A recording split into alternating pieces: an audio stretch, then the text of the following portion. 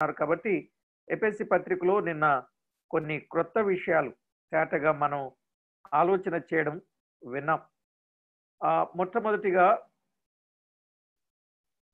దేవుడు అనాదిలో ఉన్నవాడు అని, భూమి ఉత్పత్తి అయిన కాలమునకు పూర్వమే ఆయన నియమింపబడిన వాడు అనే విషయాన్ని మనం విన్నాం కదండి. అనాది కాలము అంటే ఆదికి ముందున్న దానిని అనాది అంటారు. అనాదిలో ఉన్నవాడు, అనాది నుండే ఆయనకు విమోచకుడని పేరు. కాబట్టే ప్రియులారా, ఆయన చేసిన కార్యమేమిటి అని మనము గమనిస్తే, అనాది కాలము నుండి సంగతులను తెలియపరుస్తూ వస్తున్నాడు.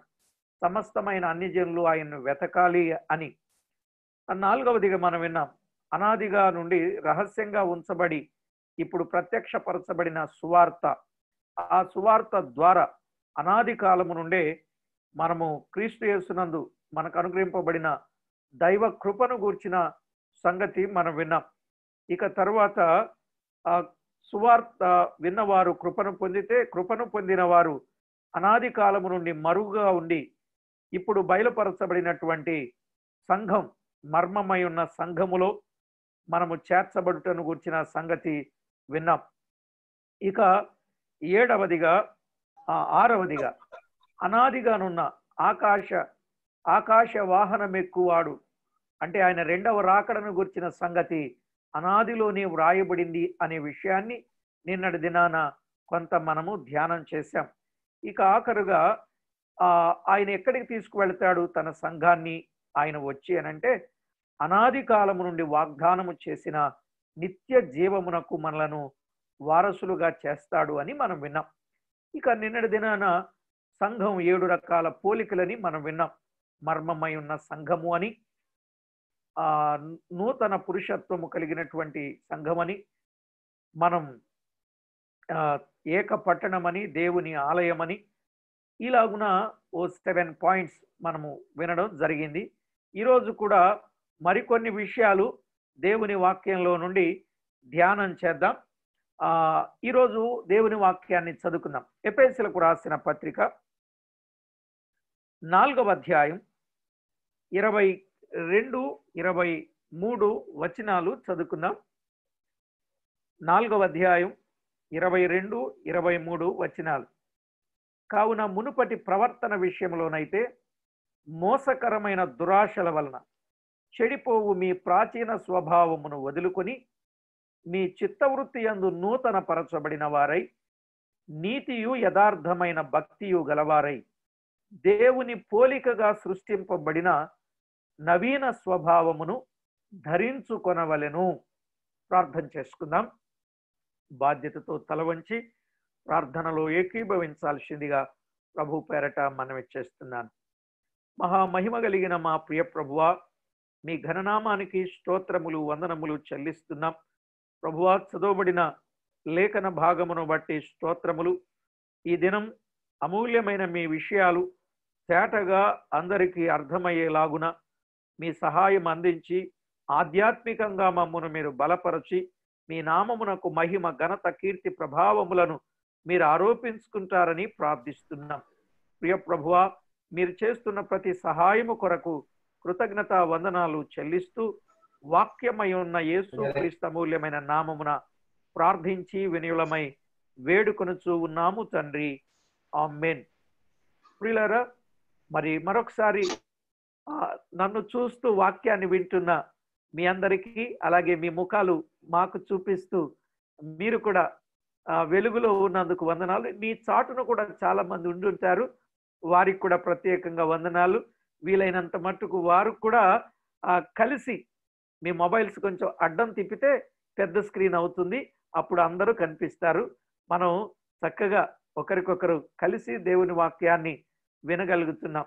చూడండి, చాలా మంది ఆయా ప్రదేశాల నుండి కుటుంబాలతో కూడుకొని రావడం, అది నాకెంతో సంతోషంగా ఉంది. మాత్రమే కాదు, ప్రభువుకు వారి ద్వారా మహిమ ఉన్నది. సాధ్యమైనంత వరకు ప్రియులారా, అందరూ కూడా వీడియోసే ఆన్ చేయండి. ఎందుకంటే మిమ్మల్ని చూస్తూ చెప్పడం నాకెంతో సంతోషం. ఆ విధంగా తప్పకుండా ప్రతి వారు వీడియోస్ ఆన్ చేయాలని. థ్యాంక్ యూ అండి. ఒకవేళ కరెంటు లేని సందర్భాలు ఉండుంటాయి, అయినా పర్వాలే, క్యాండిల్ పెట్టుకున్నా మీ ముఖం కొంచెమైనా కనపడుద్ది, ఇబ్బంది ఏమీ లేదు. ఎందుకంటే మనమందరం దేవుని పిల్లలం. మనం చీకటి వారమా, వెలుగు సంబంధులమా? వెలుగు సంబంధులమే కదా. కాబట్టి మనం చీకట్లో ఉండి వినాల్సిన అవసరం ఏమీ లేదు. తప్పకుండా దేవుని వాక్యాన్ని శ్రద్ధగా విందాం. థ్యాంక్ యూ అండి. దేవుని వాక్యంలో నుండి కొన్ని విషయాలు స్పష్టంగా మనం చదువుకుందాం. ఈరోజు మన అంశం పేరు ఏమిటంటే విశ్వాసులు విసర్జించవలసినవి, విశ్వాసులు ధరించవలసినవి. విశ్వాసులు విసర్జించవలసినవి. ఎందుకంటే మన ప్రియ ప్రభు ప్రేమించి, ఆయన అనాదిలో ఉన్నవాడు, అనాదిలోనే సువార్తను మనకు ప్రకటించాలని తన కుమారుని గూర్చిన ప్రణాళిక కలిగి, అనాదిలోనే తన కృపను మన పట్ల విస్తరింప చేయడానికి ఇష్టపడి, మనలను రక్షించి సంఘములో చేర్చుకోవడానికి ఇష్టపడ్డాడు. కాబట్టి రక్షించబడిన ప్రతి వారు విశ్వాసులు, లేక ఏర్పాటు చేయబడిన వారు, లేదా పరిశుద్ధులు, లేదా నీతిమంతులు, లేదా దేవుని రాజ్య వారసులు, ఇలా ఎన్నో పేర్లు ఉన్నాయి పరిశుద్ధులకు. కాబట్టి ఈ పేర్లన్నీ మనము కలిగి ప్రభు నామానికి మహిమ ఆపాదిస్తూ ఉన్నాం.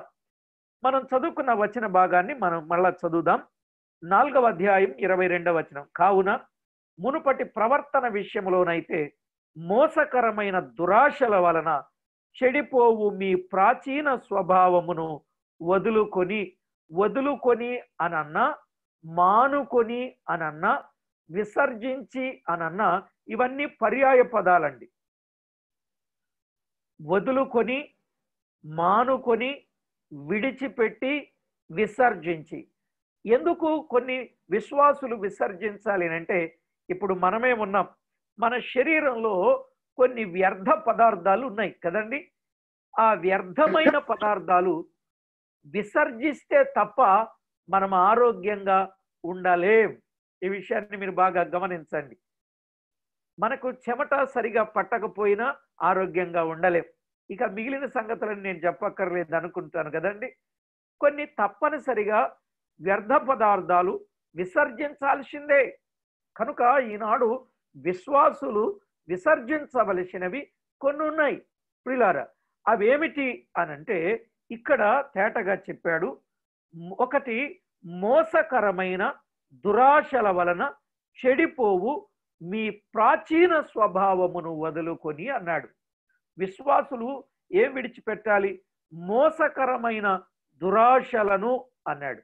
చెడిపోయిన ప్రాచీన స్వభావం అన్నాడు ప్రియులారా. ప్రాచీన స్వభావం. ఎప్పుడైతే ప్రభువుని నమ్మామో, రక్షించబడ్డామో, ప్రభు పిల్లలమయ్యామో, అప్పుడు మనం తప్పకుండా ఇది వరకు ఏదైతే కలిగి ఉన్నామో దానిని విడిచిపెట్టాలి. అదే కదా మార్పు. రక్షణ తీర్మానం చేసిన తరువాత ఇక పాత సంగతులే మనలో ఉంటే మనము రక్షించబడినట్టేనా? కాదని పక్కన చెప్పగలం. కాబట్టి ప్రియులారా, ఏం వదులుకోవాలన్నాడంటే మోసకరమైన దురాశలను, చెడిపోవు మీ ప్రాచీన స్వభావం. అంటే పాత స్వభావం, పాత బుద్ధులు, పాత ప్రవర్తన, పాత ఆలోచనలు, పాత తలంపులు, పాత కార్యాలు, పాత స్థలాలు, పాతవి అన్నీ కూడా ఆ ప్రాచీనవన్నీ విడిచిపెట్టాలి అని. దీనికి చాలా రిఫరెన్స్లు కూడా ఉన్నాయి. మనం ఆలోచన చేస్తే సమయం సరిపోదు. కాబట్టి మనం ముందుకు వెళ్ళిపోదాం. ఒకటి మనం విన్నాం. రెండవది 25వ వచనాన్ని చదువుకుందాం. 25.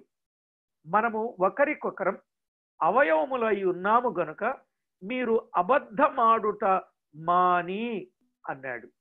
అబద్ధమాడుట మాని అన్నాడు.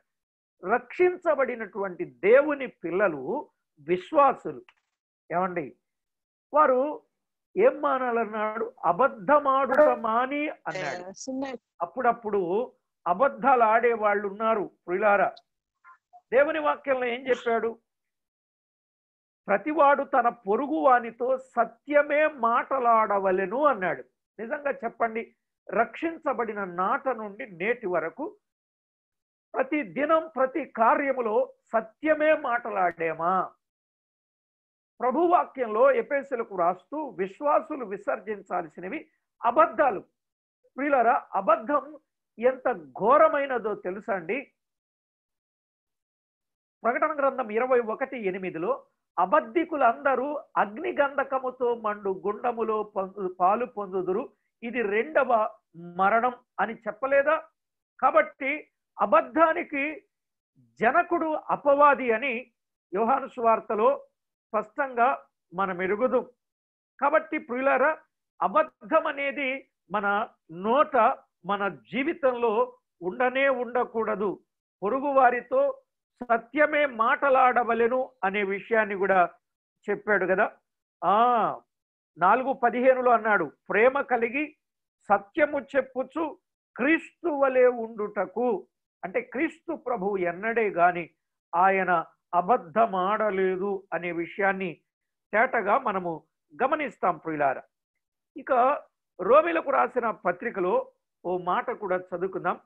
12వ అధ్యాయం, రోమీలకు రాసిన పత్రిక 12వ అధ్యాయం 4-5 వచనాలలో ఓ మాట ఉన్నది చూడండి. మనమందరం ఒక్క శరీరములో అనేక అవయవములు ఉండినను ఈ అవయవములన్నింటినీ ఒక్కటే పని ఎలాగూ ఉండదో అలాగే అనేకులమైన మనము క్రీస్తులో ఒక్క శరీరముగా ఉన్నాము గనుకనే మనలో ఏముండకూడదు, అబద్ధం అనేది ఉండకూడదు అనే విషయాన్ని చెప్పాడు. అసలు క్రైస్తవుడు అంటే ఎవరండి? మత్తయి సువార్తలో చెప్పబడినట్లుగా 5వ అధ్యాయం 37వ వచనంలో చెప్పబడినట్లు అసలు అవునంటే అవును, కాదంటే కాదు అన్నట్లుగా ఉండాలి. అంతే కదండి? అవునంటే అవును, కాదంటే కాదన్నట్లుగానే ఉండాలి తప్ప అబద్ధం అనేది మన జీవితంలో చెప్పనే చెప్పకూడదు. ఎందుకంటే అబద్ధం అనేది ఎంత నష్టాన్ని కొని తెచ్చి పెట్టుద్దో లేఖనాల్లో మనము స్పష్టంగా ఎరుగుదాం ప్రియులారా. అందుకే అబద్ధం అనేది మన జీవితంలో ఎన్నడూ ఆడకూడదు.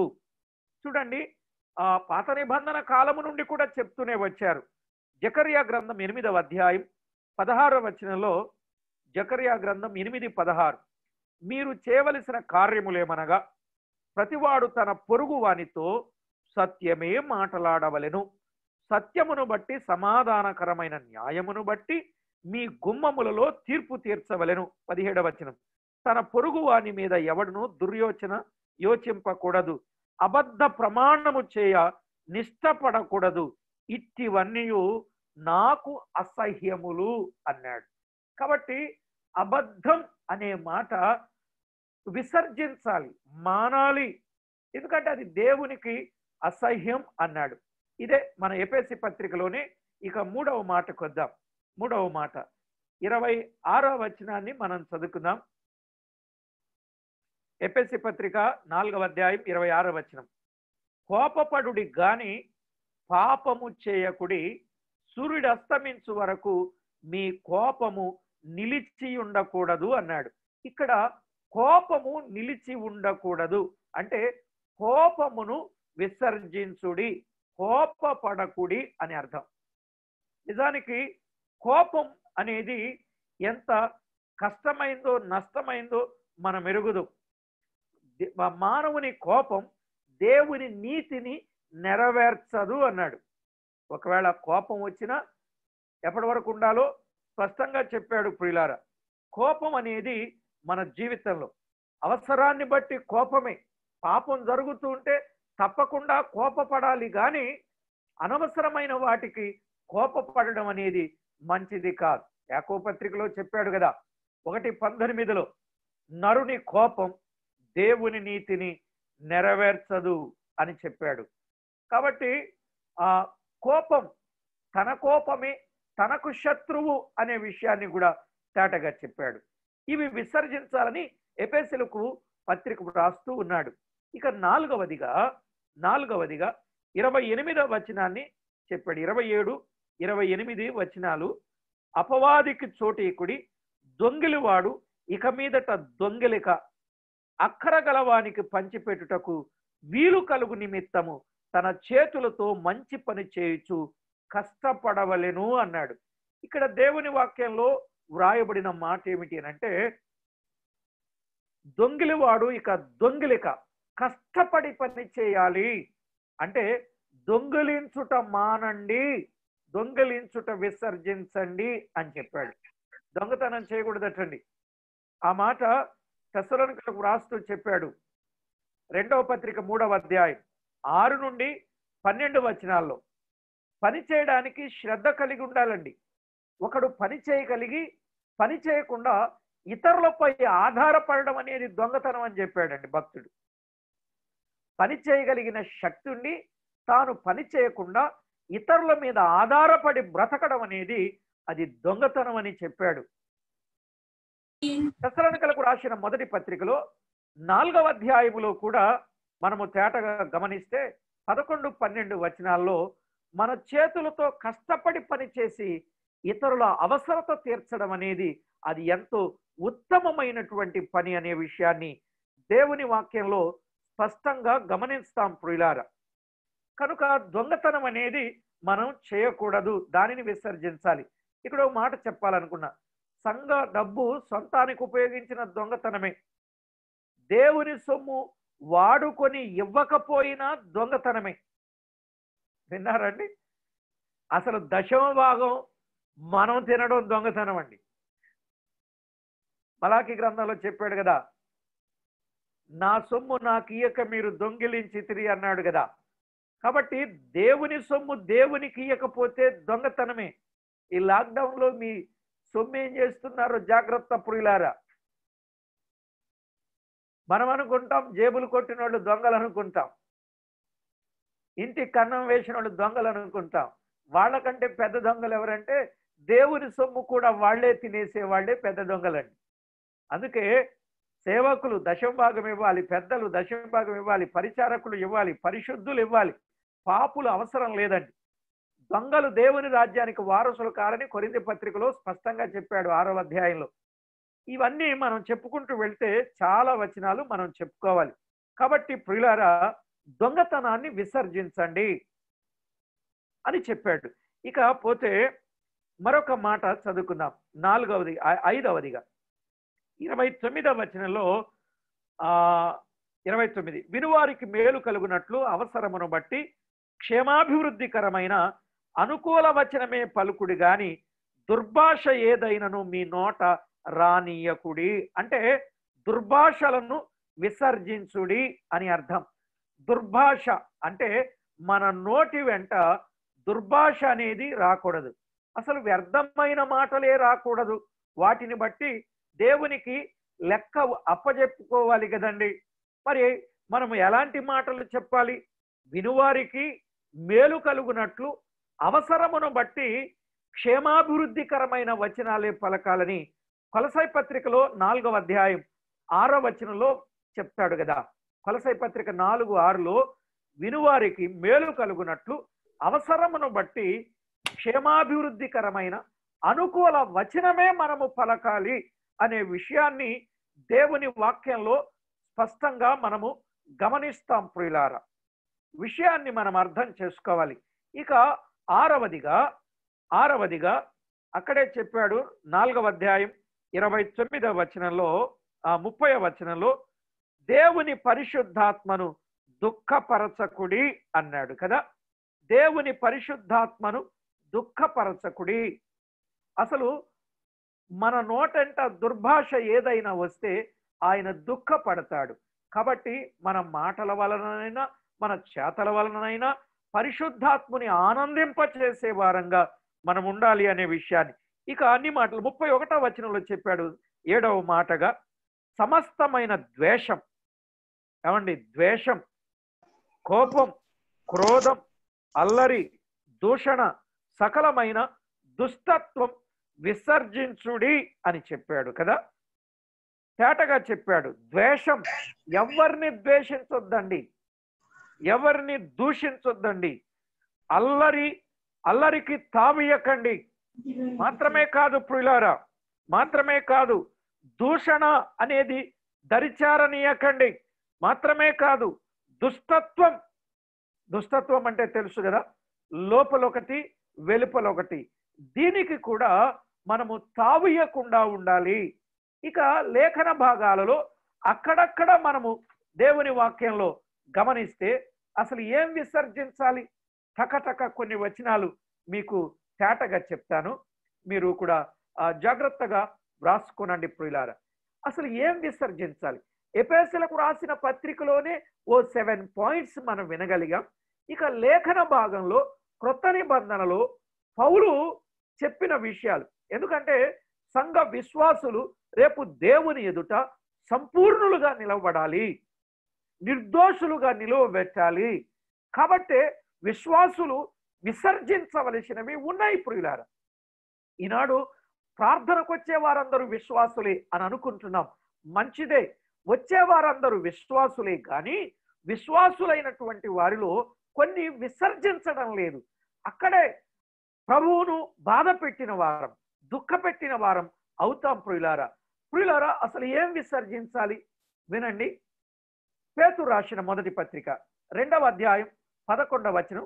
భక్త పేతురు ఏమని చెప్పాడు అని అంటే, ఆత్మకు విరోధముగా పోరాడు శరీరాశలను విసర్జించుడి అన్నాడు.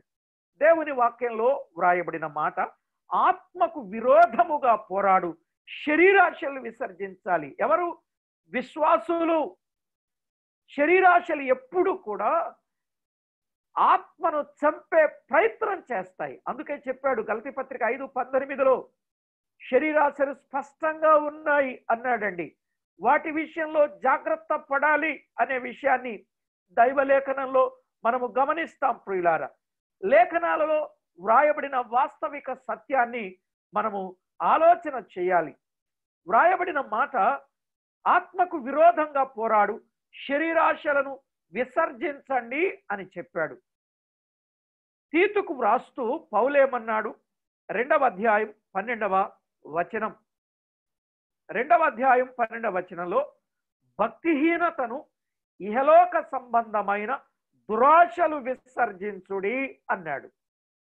సమస్తమైన భక్తిహీనత ప్రియులారా. ఈవేళ చాలా మంది భక్తి ముసుగులో ఉన్నారు, భక్తి ముసుగులో ఉన్నారండి. నేను వారిని గురించి ప్రస్తావించాలనేది ఆలోచన కాదు. భక్తి పరిశుద్ధాత్మ ముసుగులో భ్రష్టాత్మను కలిగిన వారుగా ఉన్నారు. గొర్రె చర్మము కప్పుకున్న తోడేళ్లు ఉన్నాయి. జాగ్రత్త పడాలి ఈ విషయంలో. వారినే భక్తిహీనులు అంటారు. భక్తిహీనులు భక్తిహీనతను విసర్జించాలి.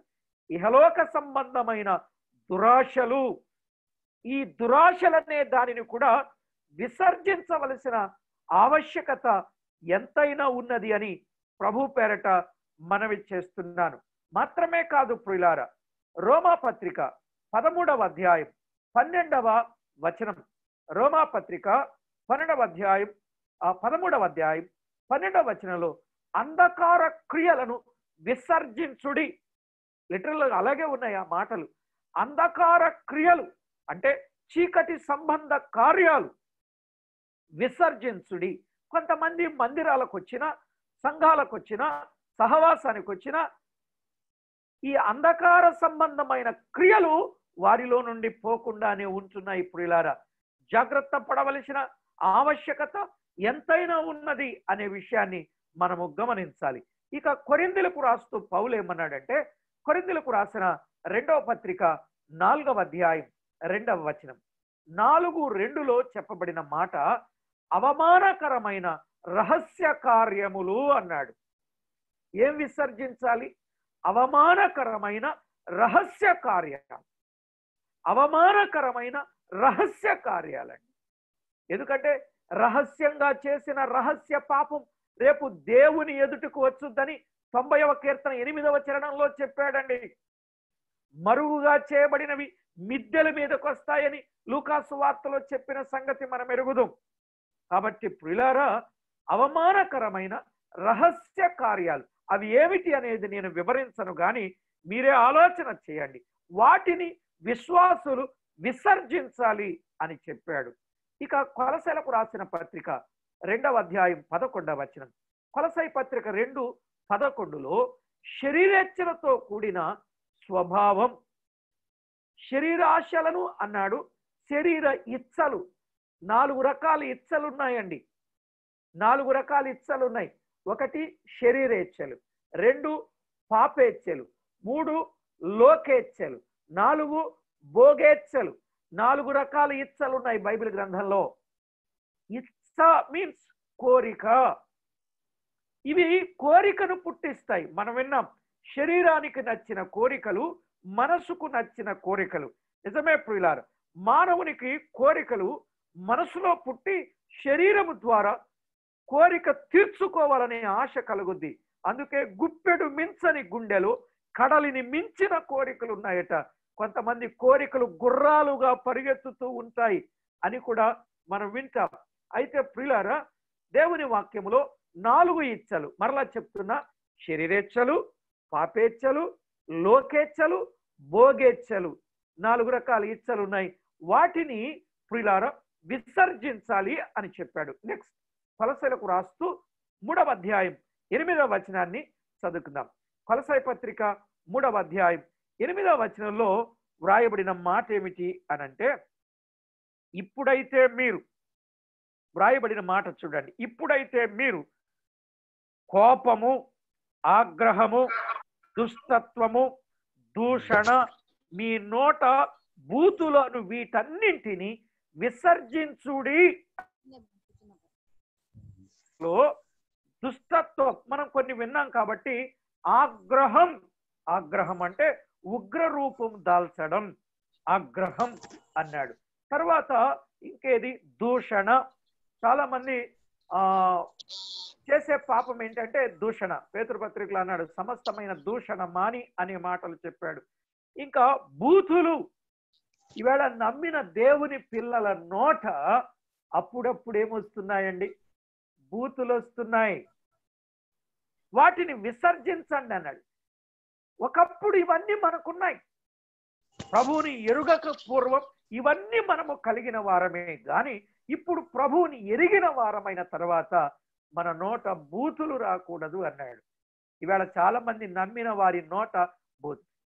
నిజంగా చిన్న సమస్య సంఘంలో వస్తే ఇక వారి వెంట వచ్చే, వారి నోట వెంట వచ్చేయి ఏంటో తెలుసండి, చెప్పలేనన్ని కదా. నిజమే. ఎందుకు వస్తున్నాయంటే హృదయము నిండి ఉండు దానిని బట్టి నోరు మాట్లాడుతుంది. ఇవి విసర్జించాలి. నిజానికి ఈ మాటలు విశ్వాసులకు చెప్పడం నాకంత మంచిది కాకపోయినా, ప్రియులారా, విశ్వాసులు అనబడిన వారిలో ఇలాంటి లక్షణాలు ఉన్నాయని ఈ పత్రికలో చెప్పాడు కాబట్టి తప్పనిసరిగా చెప్పాల్సిన ఆవశ్యకత ఏర్పడింది అనే విషయాన్ని గమనిస్తున్నాం. ఇక నెక్స్ట్ వన్, తిమోతికి వ్రాసిన మొదటి పత్రిక 4వ అధ్యాయం 7వ వచనం. మీలో చాలా మంది వ్రాస్తున్నారు కాబట్టి వచనాలు ఎక్కువగా చెప్పాలని, వచనాలతోనే వివరణ చేయాలనేది నా ముఖ్యమైన ఉద్దేశం. తిమోతికి వ్రాసిన మొదటి పత్రికలో 4వ అధ్యాయం 7వ వచనంలో అపవిత్రమైన ముసలమ్మ ముచ్చట్లను విసర్జించుడి అన్నాడు. ఏమండి? అపవిత్రమైన ముసలమ్మ ముచ్చట్లు, అపవిత్రమైన ముసలమ్మ ముచ్చట్లు. ఈ ముసలమ్మ ముచ్చట్లు ఎవరు వేస్తున్నారు? పడుచు వాళ్ళు వేస్తున్నారండి. ఈవేళ ఫోన్లో బ్యాలెన్స్ ఎక్కువగా అయిపోతుంది. ఎందుకో తెలుసా? ముసలమ్మ ముచ్చట్లకే. లేనిపోనివాడు. 2 సహోదరులు మాట్లాడడం ప్రారంభించారు అనుకోండి, జస్ట్ ఎగ్జాంపుల్ మాత్రమే. మాట్లాడడం ప్రారంభిస్తే ఏం మాట్లాడతారు చెప్పండి? మొదట ఎలా ఉన్నారు, ఏమిటండి అని మొదట బాగోగులు మాట్లాడుకుంటారు. ఆ తర్వాత దేని కొరకు మాట్లాడుకుంటారు? భోజన పదార్థాల కొరకు మాట్లాడుకుంటారు. ఆ తర్వాత దేని కొరకు మాట్లాడుకుంటారు? బంగారాల కొరకు మాట్లాడుకుంటారు. ఆ తర్వాత దేని కొరకు మాట్లాడుకుంటారు? భవంతుల కొరకు మాట్లాడుకుంటారు. ఆ తర్వాత దేని కొరకు మాట్లాడుకుంటారు? ఇక భర్తల కొరకు మాట్లాడుకుంటారు. అన్ని బాల మీదే చెప్పాను, మీరు గుర్తుపెట్టుకోండి. 1 బాగోగులు మాట్లాడతారు. 2 భోజనాలు, వంటలు ఎలా తయారు చేయాలని దాని కొరకు మాట్లాడతారు. ఇక 3 బట్టల కొరకు, బట్టలు ఏమండి, ఆ బట్టలు బాగుంటాయి, ఈ బట్టల కొరకు మాట్లాడతారు. ఇక నాలుగవది బంగారం కొరకు మాట్లాడతారు. బంగారాల కొరకు మాట్లాడుకుంటారు, సింగారించుకునే బంగారాల కొరకు. ఇక 5వది భవనాల కొరకు ఎలాంటి ఇండ్లు కట్టుకోవాలి, ఎలాంటి ఇండ్లు కట్టుకుంటే బాగుంటాయని మాట్లాడుకుంటారు. ఇక 6వది భర్తల కొరకు మాట్లాడుకుంటారు. ఎవరు? ఇద్దరు సిస్టర్స్ మాట్లాడుకుంటే ఇవి మాట్లాడుకుంటారు దినం. నిజమా కాదా? నిజమే అన్న వాళ్ళు ఇలాగనండి, కొంచెం చేయి చూపించండి, నాకు బూస్టింగ్ ఇవ్వండి. నిజమే అనుకున్నాడు. Thank you. నిజం ప్రియులారా, ఇవి ముసలమ్మ ముచ్చట్లు. కానీ ప్రభు పిల్లలు వేటి కొరకు మాట్లాడుకోవాలని చెప్పాడు. 145వ కీర్తన 11, 12 చరణాలలో భక్తి కలిగినటువంటి వారటండి ఆయన రాజ్య ప్రభావమును గురించి మాట్లాడుకుంటారని వ్రాయబడిందండి. కనుక దేవుని పిల్లలు ఇద్దరు మాట్లాడుకుంటే సిస్టర్స్ ఆయన రాజ్యమును గురించిన సంగతులు మాట్లాడుకోవాలి. వాటి కొరకు తక్కువ, ఈ భూ సంబంధమైన వాటి కొరకు ఎక్కువ మాట్లాడుకునే వారు ఉన్నారు. నేను సిస్టర్స్ కొరకే చెప్పడం లేదు, బ్రదర్స్ కూడా. ఇద్దరు సహోదరులు కలిశారనుకోండి, ఇంట్లో విషయాలు మాట్లాడి, తర్వాత ఈదుల విషయాలు మాట్లాడి, తర్వాత సంఘంలో విషయాలు మాట్లాడి, తర్వాత సేవకుల విషయాలు మాట్లాడి, వారు అలాగూ వీరిలాగు అని ఇక ఎక్కడెక్కడికో వెళ్ళిపోతారు బ్రదర్స్ కూడా. నిజమా కాదా అండి? నిజమండి. అసలు దేవుని సంగతులు మాట్లాడుకునేవాళ్ళు. చెప్పండి, నిజానికి బ్రదర్ పాటలు నేర్చుకుందాం, బ్రదర్ వాక్యం ధ్యానం చేద్దాం, బ్రదర్ కాసేపు మోకరించి ప్రార్థన చేసుకుందాం. ఈ అలవాట్లు ఉన్నాయంటారా మనకి? చెప్పండి, ఈ అలవాట్లు ఉన్నాయా? ఎలా ఉన్నారు? అక్కడ విషయాలు, ఇక్కడ విషయాలు, ఎక్కడ విషయాలు, ఎక్కడెక్కడికో వెళ్ళొచ్చిన విషయాలు, ఎలా సంపాదించాలి, జాబు సంగతులు, ఈ సంగతులే మాట్లాడుతున్నారు. కానీ భక్తి సంబంధమైన విషయాలు మాట్లాడేవారు బహు తక్కువగా ఉన్నారు. అందులో మీరుండాలి, నా ఆశది. విశ్వాసులు అపవిత్రమైన ముసలమ్మ ముచ్చట్లు విసర్జించాలి. ఈసారి నుండి ఇద్దరు కలిస్తే, సిస్టర్స్ కానీ బ్రదర్స్ కానీ కలిస్తే ఏం మాట్లాడాలండి? ఆయన రాజ్యమును గూర్చిన విషయాలు, ఆయన రాకడను గురించిన విషయాలు, రేపు ప్రభు ఇచ్చే బహుమానాలను గురించిన విషయాలు మాట్లాడుకుందాం. ముసలమ్మ ముచ్చట్లు పక్కన పెడదాం. నెక్స్ట్ వన్, ఏం విసర్జించాలి? మరొక విషయాన్ని తేటగా మనము గమనిద్దాం. చూడండి ప్రియులారా, తిమోతికి రాసిన మొదటి పత్రికలోని 6వ అధ్యాయం 11వ వచనం. తిమోతికి రాసిన మొదటి పత్రిక 6వ అధ్యాయం 11వ వచనం. దైవజనుడా, నీవైతే వీటిని విసర్జించు అన్నాడు. వేటిని అనంటే మనం 10వ వచనానికి వెళ్ళాలి. 10వ వచనం అంటే ధనాపేక్షను విసర్జించాలి. ప్రియులారా, ధనాపేక్ష. ఎందుకు ధనాపేక్షను విసర్జించాలి అంటే, ధనాపేక్ష సమస్తమైన కీడులకు మూలం. కొంతమంది ధనాపేక్ష కలిగి విశ్వాస విషయంలో బలహీనులై, విశ్వాస విషయంలో భ్రష్టులై, తమ్మును తామే పొడుచుకొని చచ్చిరి అని వ్రాయబడింది ఆ ముందు వచనంలో. ఎవరండి వీరు? విశ్వాసులు పొడుచుకొని చస్తున్నారట. దేనివల్ల? ధనాపేక్ష. అన్నను తమ్ముడు చంపుతున్నాడు, తమ్ముడు అన్నను చంపుతున్నాడు, భర్త భార్యను, భార్య భర్త, పిల్లలు తల్లిదండ్రులు పిల్లలను చంపుతున్నాడు ఆస్తి కోసం. ఎన్ని సంగతులున్నాయి లేఖనాల్లో. ధనాపేక్ష వద్దు, కలిగిన వాటితోనే తృప్తి కలిగి ఉండాలి. తిమోతికి వ్రాస్తూ చెప్పాడు అక్కడే, సంతుష్టి సహితమైన దైవ భక్తి గొప్ప లాభ సాధనం, మీకు కలిగిన వాటితోనే తృప్తి పొంది ఉండుడి అన్నాడు. నిజానికి ఈవేళ మానవునికి తృప్తి లేదండి. ఉందా చెప్పండి? ఆహారం, నిజానికి ఆహారానికి, బట్టకి, ఆ భోజనానికి, బట్టకి లోటేమీ లేదండి. కానీ అప్పటితో ఆగుతున్నాడా? ఇంకా ఎక్కువైన ప్రయాస కలిగి అబద్ధమనో, మోసమనో, అన్యాయమనో, దగానో, కుట్రనో, కుయుక్తనో ఇలాగున సంపాదించి చివరికి ఏం సాధిస్తారండి? ప్రాణం పోగొట్టుకుంటే. అందుకే ధనాపేక్షను విసర్జించాలి, దానిని చంపివేయుడి అన్నాడు మన పత్రికలో. అయితే ధనాపేక్షను చంపివేయండి, లేదా అది మిమ్మలను చంపుద్ది అనే విషయాన్ని తేటగా చెప్పిన సందర్భాన్ని మనము గమనిస్తాం ప్రియులారా. సరే, ఏది ఏమైనా దేవుని వాక్యంలో మనము వేటిని విసర్జించాలో విన్నాం. మరొక విషయాన్ని కూడా స్పష్టంగా గమనిద్దాం. తిమోతికి వ్రాస్తూ 2వ పత్రిక 2వ అధ్యాయం 23వ వచనం. తిమోతికి వ్రాసిన 2వ పత్రిక 2వ అధ్యాయం 23వ వచనం.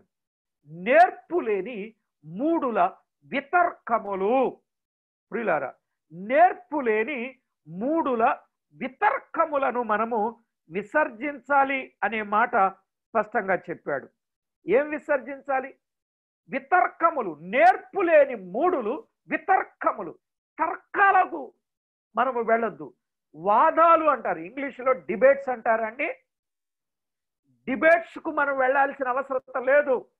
ఎందుకంటే మనము సత్యం మాట్లాడినా ఆ తర్వాత దానిని అసత్యంగా మార్చి మిమిక్రీలు చేసి వాయిస్లు పెట్టేస్తారు.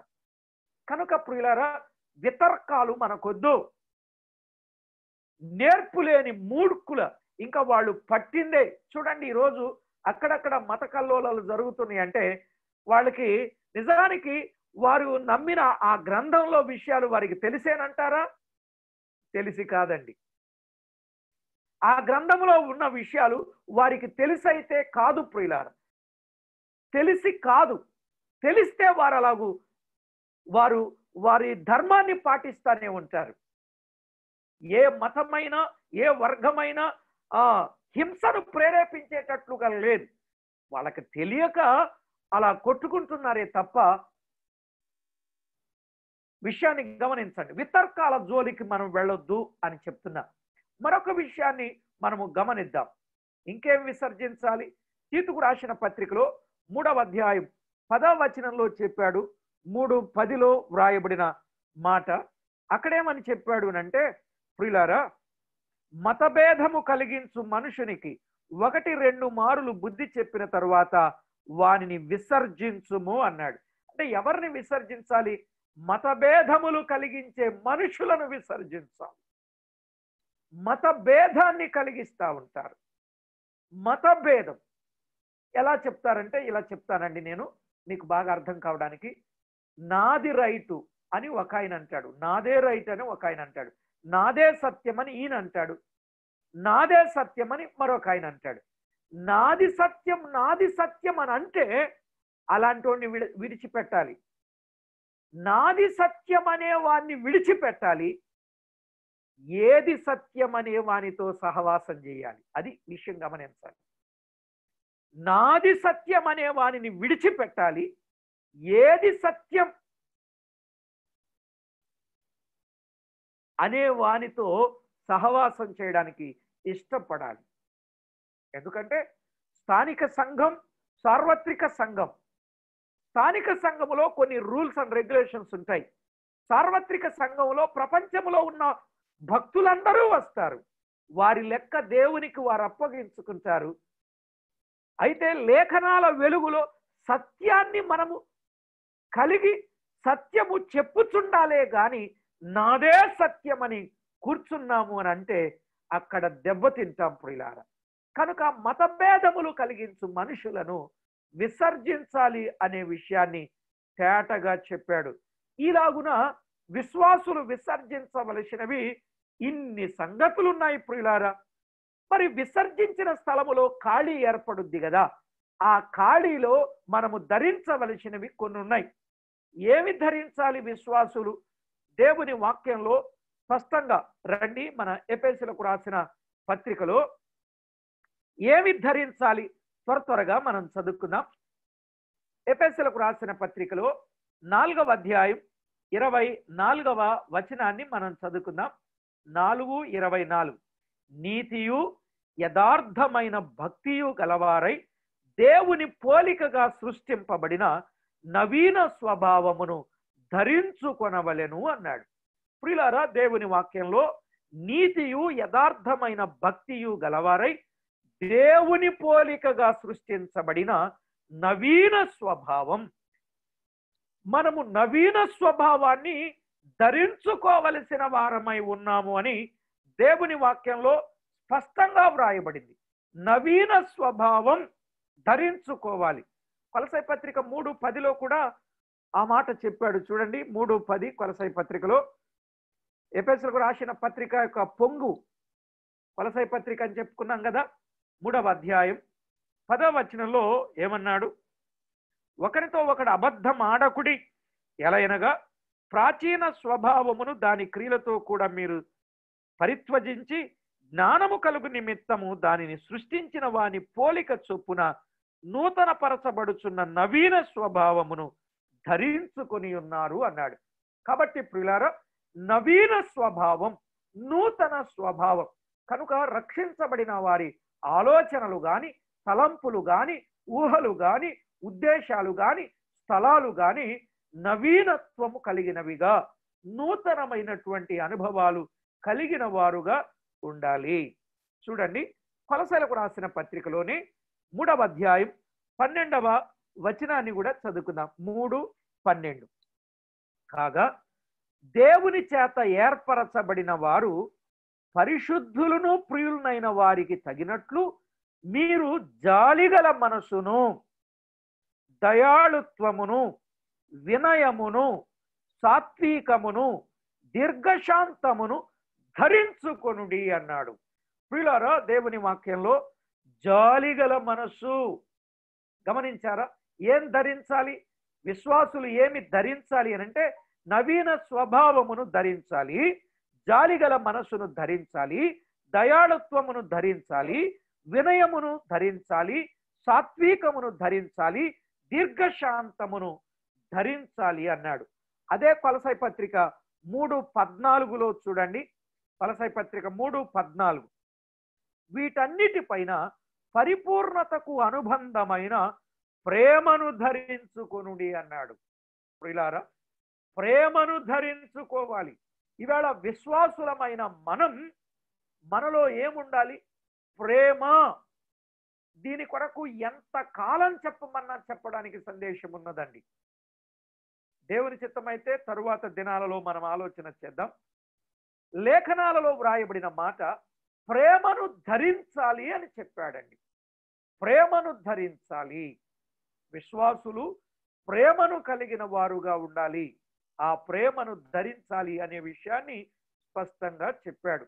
ఇంకా వ్రాయబడిన మాట ఏమిటి చూడండి ప్రియులారా, దేవుని వాక్యంలో స్పష్టంగా వ్రాయబడిన మాట పేతురు రాసిన మొదటి పత్రిక 5:5లో ఎదుట వాని ఎడల దీన మనసు అను వస్త్రము ధరించుడి అని వ్రాయబడింది. ఎదుట వాని ఎడల దీన మనస్సు అంటే గర్వంగా ఉండకూడదు. నాశనానికి ముందు నడిచేది గర్వం. అందుకే దీన మనస్సును ధరించాలి. ఎందుకంటే దీన మనస్సు గల వారికి దేవుడు కృపనిస్తానని యాకోబు పత్రికలో చెప్పాడు కదా. దీనులకు కృపను అనుగ్రహిస్తాడు. అందుకే దీన మనస్సును ధరించాలి అని లేఖనంలో వ్రాయబడినటువంటి మాట ప్రియులారా. దైవ గ్రంథంలో వ్రాయబడిన వాస్తవిక సత్యాలు మనము గమనించాలి. దీన మనస్సును ధరించవలసిన వారం అనే మాట లేఖనంలో గమనిస్తాం ప్రియులారా. మాత్రమే కాదు, ఇంకేం ధరించాలి చూడండి.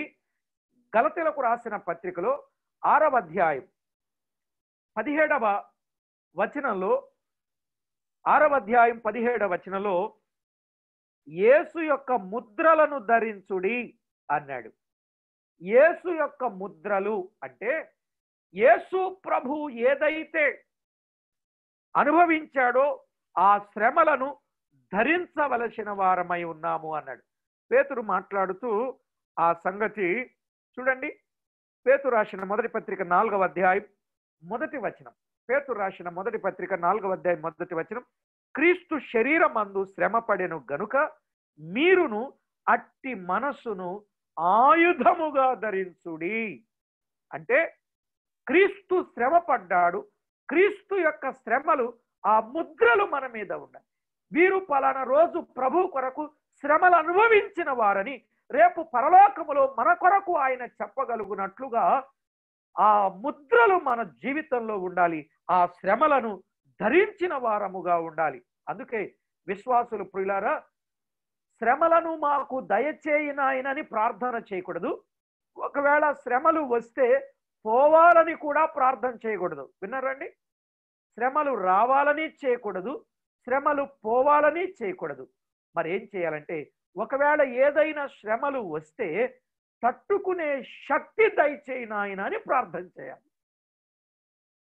ఆ విధంగా మనం ప్రార్థన చేయడం మూలన ప్రభు మహిమపరచబడతారు. ప్రియులారా, దైవ గ్రంథంలో వ్రాయబడిన ఎన్నో విషయాలు మనం ఆలోచన చేయవచ్చు. ఒక్కొక్కటిగా మనము గమనిస్తే ప్రియులారా, కొరింథీయులకు రాసిన 2వ పత్రిక 5:2లో మనము రక్షణ వస్త్రము ధరించిన వారమని ఇతరులకు కనబడేటట్లుగా సువార్త ప్రకటించాలి, రక్షణ వస్త్రమును ధరించిన వారముగా ఉండాలి అనే విషయం కూడా చెప్పాడు. ఇలా చాలా సంగతులు చెప్పుకుంటూ వచ్చాడు ప్రియులారా. తెస్సలోనికలకు రాసిన మొదటి పత్రిక 5:8, తెస్సలోనికలకు రాసిన మొదటి పత్రిక 5:8లో విశ్వాస ప్రేమలను కవచముగా, రక్షణ నిరీక్షణను, శిరస్త్రాణమును ధరించాలి అని చెప్పాడు. చాలా విషయం. సరే, ఇలాగున మనము గమనించవలసిన గొప్ప సంగతి మరొక వచనం చూడండి. కొరింథీయులకు రాసిన మొదటి పత్రిక 15వ అధ్యాయం 49వ వచనంలో పరలోక సంబంధి పోలికను ధరించాలి. ప్రియులారా, చాలా వచనాలు ఉన్నాయి. పాత నిబంధనలో, క్రొత్త నిబంధనలో, సువార్తలలో చాలా విషయాలు ఉన్నాయి.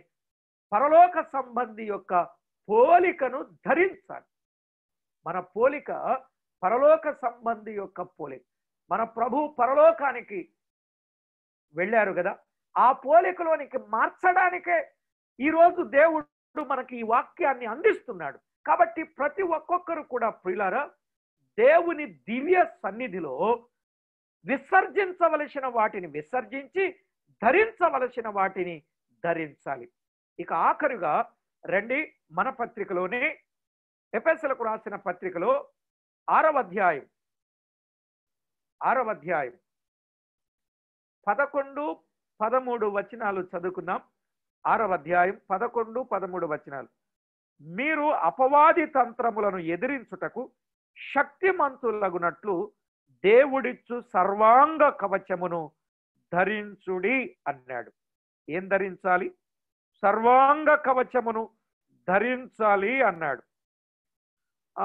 13వ వచనంలో కూడా అందుచేత మీరును ఆపద్దినమందు వారిని ఎదిరించుటకును సమస్తమును నెరవేర్చిన వారై నిలువబడుటకును శక్తిమంతులగునట్లు దేవుడిచ్చు సర్వాంగ కవచమును ధరించుకొనుడి.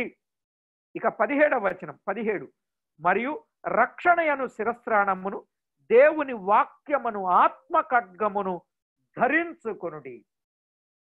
దేవుని వాక్యంలో వ్రాయబడిన మాట రక్షణయను శిరస్త్రాణం, రక్షణ వస్త్రం, రక్షణ సాధనం, రక్షణ శిరస్త్రాణం, దేవుని వాక్యమును ఆత్మ ఖడ్గం. నిజానికి ఈ లాక్డౌన్ సమయంలో ప్రియులారా, దేవుని వాక్యము చేత సమృద్ధిగా నింపబడిన అనుభవాలను మనము కలిగిన వారమై ప్రభువుకు మహిమకరంగా జీవించవలసిన వారమై ఉన్నాం. ఆత్మ ఖడ్గం, ఆత్మ ఖడ్గం, దేవుని వాక్యమన ఆత్మ ఖడ్గం. ఈనాడు దేని చేత నింపబడాలంటే వాక్యము చేత నింపబడాలి అనే విషయాన్ని తేటగా చెప్పాడు కదా. వ్రాయబడినటువంటి మాటలు మనము గమనిస్తే కొలసలకు రాసిన పత్రికలో వ్రాయబడిన మాట 3:16లో సమస్త విధములైన జ్ఞానముతో క్రీస్తు వాక్యము మీలో సమృద్ధిగా నివసింపనీయుడి అన్నాడు. కనుక ఆత్మ ఖడ్గం ధరించుకొని వాక్యము చేత నింపబడాలి. ప్రియులారా, ఒక మాటలో చెప్పాలంటే సర్వాంగ కవచం. ఎందుకు ఈ సర్వాంగ కవచం అనంటే ఈ సర్వ అవయవాలకు కవచం, వాక్యం అనే కవచం ఉన్నప్పుడు ఈ చేతికి ధరిస్తే చెయ్యి పాపం చేయలేదు, కంటికి ధరిస్తే కన్ను పాపం చేయలేదు, కాలుకు ధరిస్తే కాలు పాపం చేయలేదు. ప్రియులారా, ఇలాగున మన సర్వాంగం అంటే సర్వ అంగములు, సర్వ అవయవములను కవచముగా ధరిస్తే అది ఎవరిచ్చే కవచం? దేవుడిచ్చు సర్వాంగ కవచం. అంటే మనము పూర్తిగా దేవుని స్వాధీనములోనికి వెళితే, ఆయన ఆధీనములో మనం ఉంటే ఆయనే మనలను కప్పుతాడు. సర్వాంగ కవచము చేత ఆయన కప్పి మనలను ప్రియులారా మనలను కాపాడతాడు. ఆపద్దినము రాబోతుంది, ఆపద్దినము రాబోతుంది. దేవుని వాక్యంలో వ్రాయబడిన మాట అపవాది తంత్రములను మనము ఎదిరించాలి, మనము శక్తి కలిగి ఉండాలి అనంటే దేవుడిచ్చు సర్వాంగ కవచమును ధరించాలి అన్నాడు. 13వ వచనం, ఆపద్దినమున వారిని ఎదిరించడానికి అన్నాడు. సమస్తమును నెరవేర్చిన వారై శక్తిమంతులగునట్లు దేవుడిచ్చు సర్వాంగ కవచం. ఇక నడుముకు సత్యమైన దట్టి, నీతి అను మైమరువు, పాదములకు సమాధాన సువార్త వలన సిద్ధ మనసును జోడు, విశ్వాసమనే డాలు, ఇలాగున ఎన్నో విషయాలు ఇక్కడ వ్రాయబడ్డాయి. కాబట్టి ప్రియులారా, ఈనాడు క్రైస్తవ ప్రపంచం విశ్వాసులు విసర్జించవలసిన వాటిని విసర్జించాలి, విశ్వాసులు ధరించవలసిన వాటిని ధరించాలి. క్రీస్తు ప్రభువునే ధరించాలి. ఇక్కడ మనము గమనిస్తే ప్రియులారా, మీరు 14వ వచనం నుండి మీరు గమనిస్తే సత్యం ఎవరు? క్రీస్తు ప్రభువే. సమాధానం ఎవరు? క్రీస్తు ప్రభువే. విశ్వాసమునకు కర్త ఎవరు? క్రీస్తు ప్రభువే. వాక్యం ఎవరు? క్రీస్తు ప్రభువే. ఈ వచనాలన్నీ మనం ఇది ఒక వర్తమానం అవుద్దండి. అంటే మనము త్వరగా ముగించాలి అనేది నా ఆలోచన. అందుకే చాలా విషయాలు దాటిపోతున్నాం. దాదాపు ఒక భక్తుడు 8 సంవత్సరాలు ప్రకటన చేశారు. వారానికి 50 నిమిషాల చొప్పున 8 సంవత్సరాలు ఎఫెసీయులకు రాసిన పత్రిక ప్రకటన చేశారు. దేవుని చిత్తమైతే మనము కూడా కొన్ని విషయాలు మనం ఈ కొద్ది దినాలలో ధ్యానం చేద్దాం. ఇంకా యజమానులు దాసులు వారి చరిత్ర ఉంది, భార్యలు భర్తలు వారి చరిత్ర ఉంది, తల్లిదండ్రులు పిల్లలు వారి చరిత్ర ఉంది. ఇంకా చాలా విషయాలు ఇందులో దాగి ఉన్నాయి, మనం నేర్చుకుందాం. కాబట్టి దేవుడిచ్చే సర్వాంగ కవచం ఏమిటండి? సత్యం కవచం, సమాధానం కవచం, విశ్వాసం కవచం, ఆత్మ ఖడ్గం వాక్యం కవచం. వీటన్నింటి చేత మనము ధరించి ఆపద్దినమున అపవాదిని ఎదిరించడానికి శక్తిమంతులమవుదాం. విసర్జించవలసిన వాటిని విసర్జించకపోతే ధరించవలసిన వాటిని ధరించలేమండి.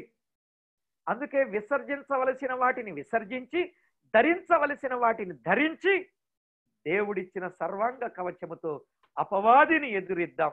ప్రభు నామానికి మహిమ ఆపాదిద్దాం. చెప్పండి, సర్వాంగ కవచాన్ని ఎంతమంది ధరించారు? ధరించారా? ధరిస్తారా? యుద్ధానికి సిద్ధమైన సైనికుని వలె జట్టి అయిన వాడు పోరాడినప్పుడు ఎలాగున పోరాడతాడు. నియమ ప్రకారమైన పోరాటం, మంచి పోరాటం, బోధ నిమిత్తం పోరాటం, రక్షణ నిమిత్తం పోరాటం, ఆరోగ్యకరమైనటువంటి సత్యము కొరకైన పోరాటం మనము చెయ్యాలి అని అంటే ఖచ్చితంగా లోకంలో ఉన్న వారితో కాదు మన పోరాటం. ఇక్కడే చెప్పాడు కదా, శరీరులతో కాదు గాని ప్రధానులతోనూ అధికారులతోనూ ప్రస్తుత అంధకార సంబంధులకు లోకనాథులతోనూ ఆకాశ మండలమందున్న దురాత్మల సమూహముతో మనం పోరాడే వారం గనుక ధరించాలి. ఏం ధరించాలి? దేవుడిచ్చే సర్వాంగ కవచం, దేవుడిచ్చిన సర్వాంగ కవచం. ఆ సర్వాంగ కవచమే యేసు క్రీస్తు ప్రభువు. ఆ క్రీస్తు ప్రభువును ధరించుడి అని చెప్పాడు. క్రీస్తు ప్రభువును ధరించిన వారం అన్నాడు. రోమపత్రిక 13-14 ఉంది కదండి, ఒక్క వచనం చదువుదామా? రోమిలకు రాసిన పత్రిక 13వ అధ్యాయం 14వ వచనం. 13వ అధ్యాయం 14వ వచనంలో మెట్టుకు ప్రభు అయిన యేసు క్రీస్తును ధరించుకొనిన వారై, మెట్టుకు యేసు క్రీస్తును ధరించుకొనిన వారు. వీళ్ళారా, యేసు క్రీస్తును ధరించుకొనిన వారు. ఇప్పుడు మనం విలువైన వస్త్రాలు, విలువైన ఆభరణాలు ఇవి మనకి ముఖ్యం అనుకుంటున్నారేమో కానీ వాక్యం, ఆత్మ ఖడ్గం ముఖ్యం. అందుకే వాక్యం కొరకు మనం ఎంతైనా కష్టపడాలి, వాక్యము కొరకు మనం ఎంతైనా ఖర్చు చేయాలి. చేద్దామా? ఖర్చు చేద్దామా? కష్టపడదామా? క్రీస్తును ధరిద్దామా? అపవాదిని ఎదిరిద్దామా? దేవుడిచ్చే సర్వాంగ కవచాన్ని ధరిద్దామా? చెప్పండి ప్రియులారా. ఈ రాత్రి వేళ ప్రభు మీ జీవితంతో మాట్లాడి విసర్జించవలసిన వాటిని విసర్జించండి. ఎందుకంటే ఈ విపత్తులు జరుగుతున్నప్పుడు ఏ రోజు ఎలా ఉంటుందో తెలియదండి. పరిస్థితులు చాలా భిన్నంగా ఉన్నాయి. ప్రభు ఎప్పుడు వస్తారో, మనల్ని ఎప్పుడు పిలుస్తారో తెలియదు. విడిచిపెట్టవలసిన వాటిని విడిచిపెట్టి ధరించవలసిన వాటిని ధరించి రాకడకు రెడీగా ఉండడం. క్రీస్తును ధరించిన అనుభవం కలిగి ప్రభువుకు మహిమకరంగా ఉందాం. ప్రార్థన చేసుకుందాం. తల వంచండి. ఒక్కసారి పరిశీలన చేసుకుందాం. ఇంకా ఏమైనా విడిచిపెట్టకపోతే, మానుకొనకపోతే, వదిలిపెట్టకపోతే, విసర్జించకపోతే ఇదే మంచి సమయం అని ఈరోజు దేవుని దగ్గర పాదాల మీద పడి ఓ గొప్ప కమిట్మెంట్ చేసుకుందాం. ప్రభువా, నేను ఫలానా విషయంలో నా జీవితంలో బలహీనతలు ఉన్నాయి, నేను విడిచిపెడతానయ్యా. చిన్న చిన్న బలహీనతలు విడిచిపెట్టాలి. విశ్వాసులు విడిచిపెట్టాలి. విశ్వాసులు ధరించాలి. ప్రియులారా, విడిచిపెట్టవలసిన వాటిని విడిచిపెట్టి ధరించవలసిన వాటిని ధరిద్దాం. ఇంకా చాలా విషయాలు ఉన్నాయి. వ్యక్తిగతంగా మీరే ఆలోచన చేయండి. కనీసం ఇప్పటి వరకు విన్న విషయాలు మనం ఫెయిల్ అయ్యామో పాస్ అయ్యామో ఆలోచన చేసి ప్రియులారా ప్రభువుకు మహిమకరంగా ఉందాం. భిన్నంగా ఆ దిశగా మనం అడుగులు వేద్దాం. అపవాదిని ఎదిరించాలి. తలలు వంచండి, కళ్ళు మూసుకొనండి, ప్రార్థన చేసుకుందాం. ఒక్కసారి ఆలోచన చేసి ప్రభు సమక్షంలో దేవుని సన్నిధిలో జీవితాన్ని సరిచేసుకున్న అనుభవాల్లో ప్రియులారా ప్రభువుకు మహిమకరంగా మన జీవితాన్ని దిద్దుకున్న అనుభవాల్లో ఆయన నామానికి మహిమకరంగా పరిశీలన చేసుకుందాం. ఏ విషయంలోనైతే మనం ఇంకా దేవునికి మహిమకరంగా లేమో ఆ విషయంలో మన జీవితాలను జాగ్రత్త చేసుకుందాం. ప్రభువుకు మహిమ ఆపాదిద్దాం. ప్రియులారా, దేవుడు మనల్ని ఎంత ప్రేమించాడండి, దేవుడు ఎంత కరుణ చూపించాడండి. ఇంకా మనకు సమయం ఇచ్చాడు. ఎందుకో తెలుసా? సజీవులుగా భూమి మీద ఉన్నాము. ఎందుకో తెలుసా? ఇంకా విడిచిపెట్టవలసిన విశ్వాసులు విడిచిపెట్టవలసిన వాటిని విడిచిపెట్టి ధరించవలసిన వాటిని ధరించాలని దేవుడు మనకు ఒక గొప్ప అవకాశాన్ని ఆయన మనకు అనుగ్రహింప చేశాడు. కనుకనే ప్రియులారా, దేవునికి మహిమకరంగా మన జీవితాన్ని సరిచేసుకుని ఆయన నామాన్ని ఘనపరుచుదాం. ప్రార్థన చేసుకుని